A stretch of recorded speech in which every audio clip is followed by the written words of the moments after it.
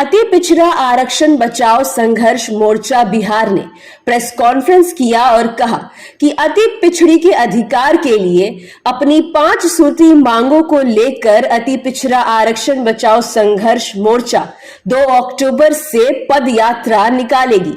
यह पदयात्रा समस्तीपुर के कर्पूरी ग्राम से जननायक कर्पूरी ठाकुर की मूर्ति पर माल्यार्पण करके शुरू होगी और 7 अक्टूबर को पटना के मिलर हाई स्कूल के मैदान में समाप्ति किया जाएगा।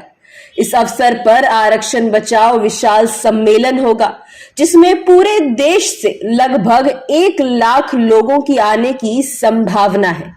महात्मा गांधी जी के जयंती के अवसर पर कर्पूरी ठाकुर की जो जन्मस्थली है पितौलिया, जिसको आज हम कर्पूरी ग्राम के नाम से जानते हैं, समस्तीपुर में, वहां से कर्पूरी ठाकुर जी के मूर्ति पर माल्यार्पण करके हम लोग परसों यानी 2 अक्टूबर को वहां से पदयात्रा का प्रारंभ करेंगे।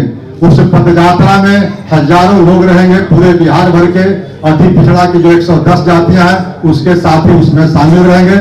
उस रथ पदयात्रा का हरी झंडी दिखा करके जो वहां के कर्पूरी ठाकुर जी के जो बड़े सुपुत्र हैं और आज के तारीख में माननीय राज्यसभा के सांसद हैं आदरणीय रामदास ठाकुर जी, उसको हरी झंडी दिखा करके पदयात्रा को रवाना करेंगे कर्पूरी ग्राम से।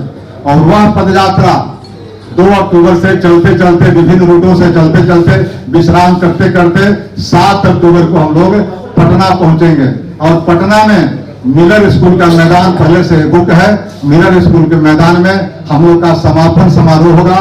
लेकिन समापन समारोह के अवसर पर आरक्षण बचाओ सम्मेलन भी होगा, जिसमें लाखों लोगों के आने की संभावना है। और पूरे बिहार भर के हर जिले से 110 वंचित तबकों के जो लोग जातियां हैं उसे लोग शिरकत करेंगे।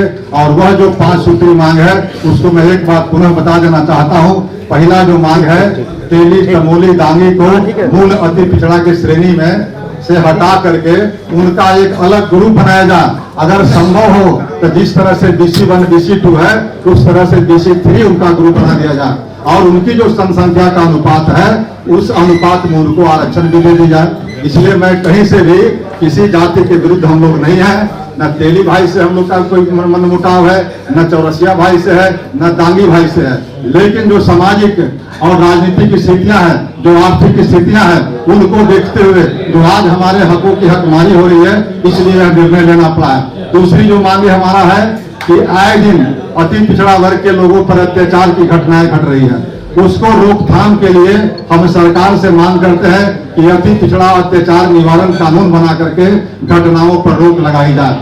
तीसरी मांग है कि बिहार राज्य में पंचायती राज और निकाय की में आरक्षण लागू हो गया है। आरक्षण अभी जो मिला हुआ है वो है 20%, लेकिन 20% आरक्षण को हम लोग मांग करते हैं कि अभी टोटल आरक्षण है 37%, 50% तक का सीलिंग का ये व्यवस्था थी।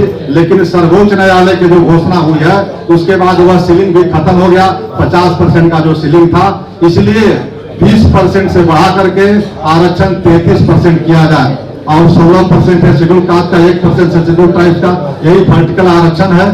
इसलिए हम लोग चाहते हैं कि कम से कम 50% तक संविधान में संशोधन करने की आवश्यकता नहीं है। पटना से मनीष प्रसाद की रिपोर्ट।